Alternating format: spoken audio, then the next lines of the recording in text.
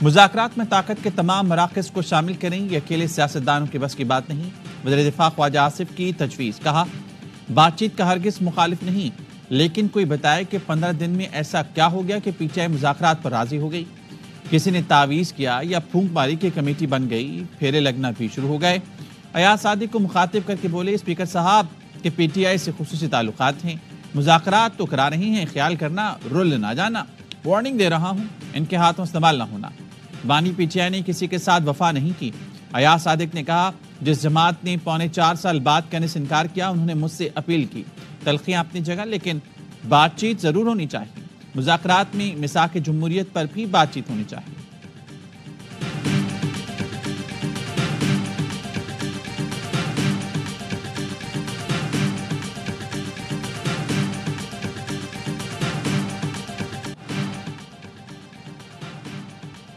مذاکرات ناکام ہوئی تو یہ نام نہاد حکومت ذمہ دار ہوگی۔ پی ٹی آئی رہنما شبلی فراز کہتے ہیں یہ تاثر غلط ہیں۔ بانی پی ٹی آئی اپنے لیے گنجائش ڈھونڈ رہی ہیں۔ بانی کا اصولی موقف ہے کہ سیاسی قیدی رہا کیے جائیں۔ مذاکراتی کمیٹی اس موقف کے دائرے میں رہے گی۔ ہم نے مذاکرات کا دروازہ کھولا ہے، تشدد کی سیاست پر یقین نہیں رکھتے، غیر جمہوری طریقے کی مذمت کرتے ہیں۔ حکومت آئی ایم ایف کے ڈکٹیشن پر چل رہی ہے، حکومت کو عوام کی کوئی فکر نہیں۔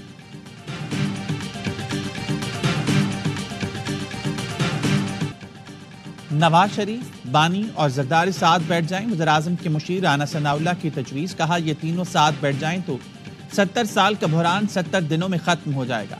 ہم پورے خلوص نیت سے مذاکرات کامیاب کرنا چاہتے ہیں، ضروری ہے غلطیوں کو تسلیم کیا جائے۔ محترمہ بینظیر بھٹو اور نواز شریف نے بھی غلطیوں کو تسلیم کیا۔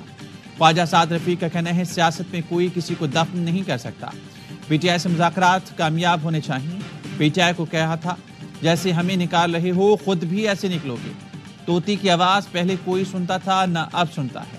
جیل میں بانی پی ٹی آئی نہیں، باجوہ اور ثاقب نثار نے ڈالا۔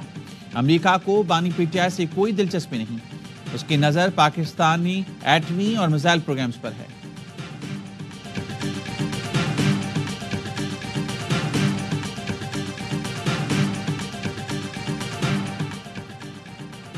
نون لیگ کے پاس اتنی اکثریت نہیں کہ یک طرفہ فیصلے کرے۔ کامیابی سے حکومت کرنی ہے تو وفاق رائے سے فیصلے کرنا ہوں گے۔ پیپلز پارٹی سمیت دوسری جماعتوں کی بھی رائے لی جائے۔ چیئرمین پیپلز پارٹی بلاول بھٹو کی پریس کانفرنس، کہا وفاق نے پیپلز پارٹی سے جو وعدہ کیا اس پر مکمل عمل نہیں ہوا۔ بامانی مذاکرات سے صوبوں کے مسائل دور کر سکتے ہیں۔ معاہدے میں طے کیا تھا صوبوں کو حقوق ملنے چاہیے۔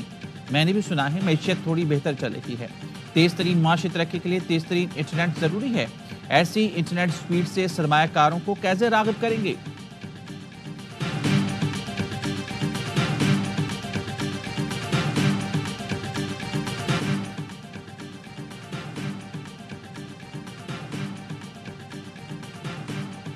کراچی میں دھرنوں نے زندگیاں داؤ پر لگا دی۔ ایمبولینس پھنس گئی، مریضوں کو اسپتال لے کر جانا دشوار، ایک سے دوسری پھر تیسری سڑک، لیکن کہیں جانے کا راستہ نہیں۔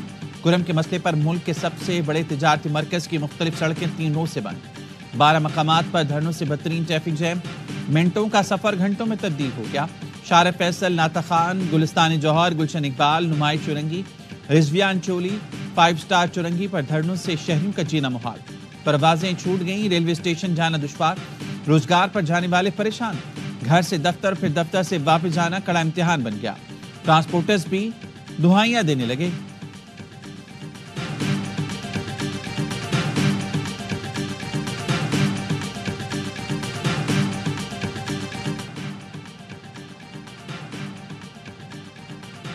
شارع فیصل، نمائش اور دیگر شاہراہوں کو بند کرنا مناسب نہیں۔ احتجاج کے حق میں ہوں لیکن لوگوں کو تکلیف نہ پہنچائی جائے۔ میر کراچی مرتضی باب کہتے ہیں بدقسمتی ہے ملک میں کچھ بھی ہو کراچی میں احتجاج شروع ہو جاتا ہے۔ احتجاج کرنا ہے تو مزار قائد کے برابر میں گراؤنڈ ہے، وہاں بیٹھ جائیں۔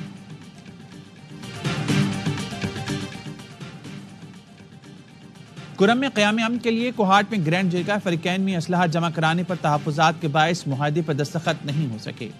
ذرائع کے مطابق ایک فریق کو بھاری اسلحہ قومی افسران کے پاس جمع کرانے پر تحفظات ہیں، ایک فریق کا کہنا ہے ایپکس کمیٹی کے فیصلوں پر عمل کیا جائے۔ جرگہ اراکین کا کہنا ہے بہت سے نکات پر فریقین متفق ہیں۔ راستوں کی بندش کے خلاف پارا چنار میں 5 مقامات پر دھرنا، مظاہرین کا کہنا ہے جب تک سڑکیں نہیں کھولی جاتی دھرنا جاری رہے گا۔ مشیر صحت خیبر پختونخوا احتشام علی کہتے ہیں کرم میں ادویات دی جا رہی ہیں۔ پاراچنا DHQ میں اب تک تاریخ کی سب سے زیادہ OPDs ریکارڈ کی گئی۔ جب تک راستے نہیں کھل جاتے ادویات کی سپلائی جاری رہے گی۔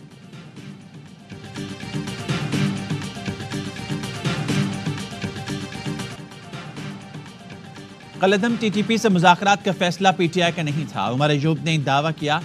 نیشنل سیکیورٹی کمیٹی میں قمر باجوہ نے کہا تھا ہر مسئلے کا حل مذاکرات ہیں۔ اسد کیسر نے کہا پڑوسی ملک سے حالات کشیدہ ہوں گے تو دہشت گردی بڑھے گی۔ کسی کو اجازت نہیں دیتی کہ وہ ہمارے ملک میں مداخلت کرے۔ امن کے لیے ایک دوسرے کا ساتھ دینا چاہیے۔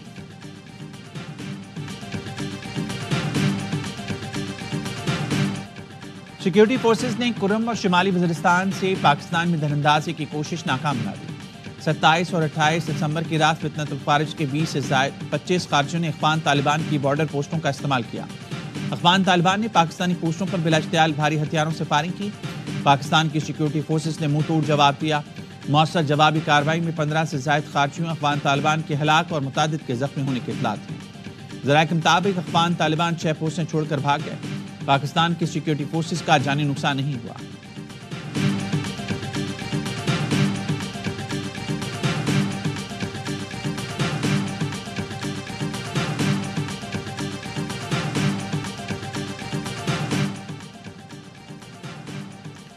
PTI کے ساتھ مرکز میں ورکنگ ریلیشن ہے، صوبائی معاملات پر الگ موقف ہے۔ مولانا فضل الرحمان کہتے ہیں بانی PTI کی جانب سے ملاقات کا باضابطہ پیغام نہیں ملا، وہ ملنا چاہیں گے تو بھی سوچ سمجھ کر فیصلہ کروں گا۔ انتخابات میں کچھ لوگ استعمال ہو گئے، ہم نے استعمال ہونے سے انکار کر دیا۔ 26ویں ترمیم میں ہم نے شخصیت کے بجائے اداروں کی مضبوطی کو مقدم رکھا۔ مدارس کا معاملہ خوش اسلوبی سے حل ہو رہا ہے۔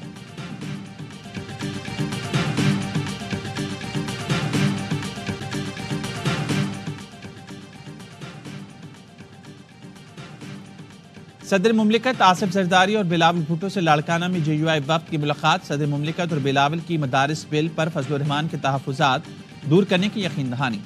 راشد سومرو کا سندھ میں امن و امان پر تحفظات کے ساتھ بلاول بھٹو کی امن و امان کی بحالی کے لیے سندھ حکومت کے اقدامات کی ہدایت۔ ملاقات میں پیپلز پارٹی خواتین ونگ کی صدر فریال تالپور بھی موجود تھیں۔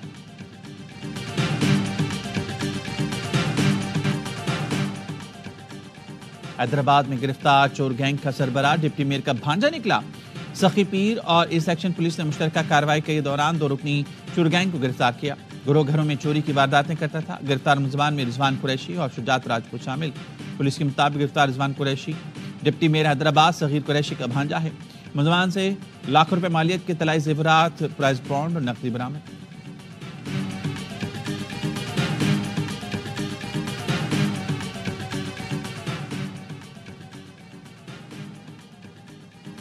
پانیوال میں کپڑے کی دکان کی ٹرائل روم میں خواتین کی ویڈیو بنانے والا گرفتار۔ پولیس نے مون رضا کے موبائل فون سے 100 سے زائد خواتین کی ویڈیو برآمد کر لی۔ پولیس کا کہنا ہے دکاندار نے ٹرائل روم میں سوراخ کر رکھا تھا۔ 6 ماہ سے ملزم کپڑے تبدیل کرنے والی خواتین کی ویڈیو بنا رہا تھا۔ ان ویڈیوز کے ذریعے وہ خواتین کو بلیک میل کرتا تھا۔ پولیس نے مقدمہ درج کر لیا۔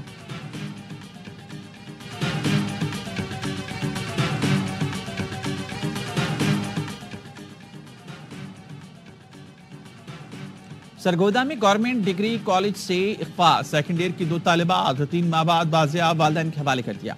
پولیس کا کہنا ہے بیرون ملک لڑکیاں فروخت کرنے والے گروہ نے 2 طالبات کو اغوا کیا۔ گروہ کا سرگنا گرفتار، دیگر ساتھیوں کی گرفتاری کے لیے چھاپے۔ DPO نے بتایا گروہ کے پاس دیگر لڑکیوں کی موجودگی کا انکشاف ہوا ہے۔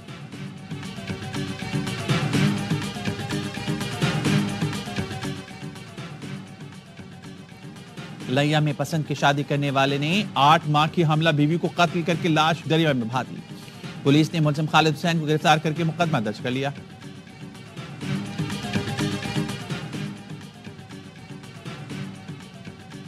یونان کشتی حادثے کی تحقیقات، FIA کے 31 افسران اور اہلکار مشتبہ قرار، نام پاسپورٹ کنٹرول لسٹ میں ڈالنے کا فیصلہ۔ گجرانوالہ میں جعلی پاسپورٹ اور ویزے بنانے والی پرنٹنگ پریس پکڑی گئی۔ 31 غیر ملکی پاسپورٹ اور دیگر سامان برآمد۔ ضیاء الرحمان اور اعجاز احمد گرفتار۔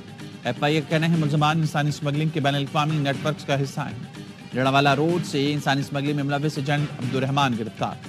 ملتان میں انسانی اسمگلنگ اور ویزا فراڈ میں ملوث نرس پکڑی گئی۔ نشتر اسپتال میں تعینات ملزمان نے بیرون ملک ملازمت کا جھانسا دے کر شہری سے 34 لاکھ سے زائد بٹورے۔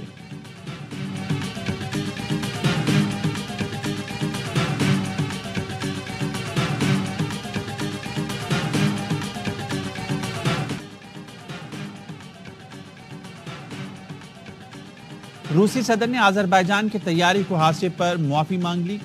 پیوٹن کا آذربائیجان کے ہم منصب کو فون، کہا تیاری کو روسی فضائی حدود میں یوکرینی ڈرون حملے کے دوران حادثہ پیش آیا۔ ڈرون حملہ پسپا کرنے کے دوران طیارے کو نقصان پہنچا۔ چیچن دارالحکومت کے ساتھ دیگر شہروں پر بھی یوکرینی ڈرون حملہ آور تھے۔ واقعے کی مزید تحقیقات کی جا رہی ہیں، ذمہ دار افراد کو سزائیں دیں گے۔ 2 دن پہلے آذربائیجان کا طیارہ قازقستان میں گر کر تباہ ہو گیا تھا، جس میں 38 افراد ہلاک ہو گئے تھے۔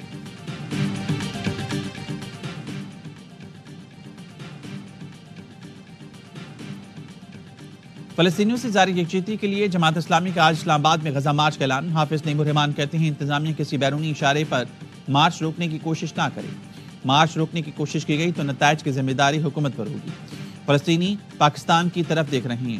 قائد اعظم نے اسرائیل کو مغرب کی ناجائز اولاد قرار دیا تھا۔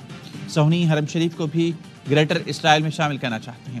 اسلامی ملکوں کو آگے آنا چاہیے۔ دہشت گردی کا سب سے بڑا پروموٹر امریکہ ہے۔ اسرائیل نے غزہ میں مظالم کی انتہا کر دی۔ کمال عدوان اسپتال کو آگ لگا دی۔ بمباری سے 50 فلسطینی شہید، درجنوں زخمی۔ شہید ہونے والوں میں طبی عملے کے 5 اراکین شامل۔ اسپتال کے ڈائریکٹر سمیت متعدد اراکین زیر حراست۔ بستی غزہ میں اسرائیلی بمباری میں 7 فلسطینی شہید ہوئے۔ اسرائیلی حملوں کے باعث بے گھر فلسطینیوں کے لیے امداد اب تک بحال نہ ہو سکی۔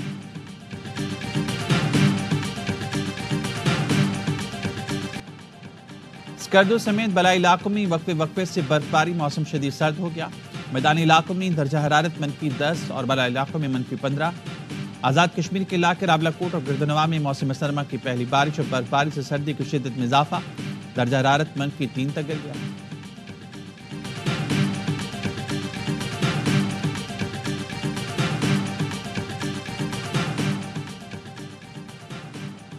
کڑاکے کی سردی، آبشار اور جھیلیں جم گئیں۔ چین کے صوبے شنشی میں قدرت کا حسین نظارہ، سخت سردی اور ٹھنڈی ہواؤں نے بہتی آبشار جما دی۔ دل فریب مناظر سیاحوں کی توجہ کا مرکز بن گئے۔